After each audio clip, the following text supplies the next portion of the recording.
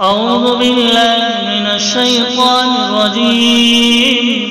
بسم الله الرحمن الرحيم. لا أقسم بيوم القيامة ولا أقسم بالنفس اللوامة. أيحسب الإنسان أن لن نجمع عظامه بلى قادرين على أن نسوي بنانه بل يريد الإنسان ليفجر أمامه يسأل أيان يوم القيامة فإذا برق البصر وخسف القمر وجمع الشمس والقمر يقول الإنسان يومئذ أين المفر كلا لا وزر إلى ربك يومئذ المستقر ينبأ الإنسان يومئذ بما قدم وأخر بل الإنسان على نفسه بصيرا ولو ألقى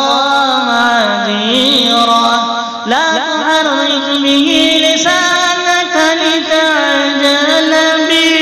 إن علينا جمعه وقرآنه فإذا قرأناه فاتبع قرآنه ثم إن علينا بيانه كلا بل تحبون العاجلة وتذرون الآخرة وجوه يومئذ ناظرة إلى ربها ناظرة ووجوه يومئذ باسرة تظن أن يفعل بها فاقرة كلا إذا بلغت التراقي وقيل من راق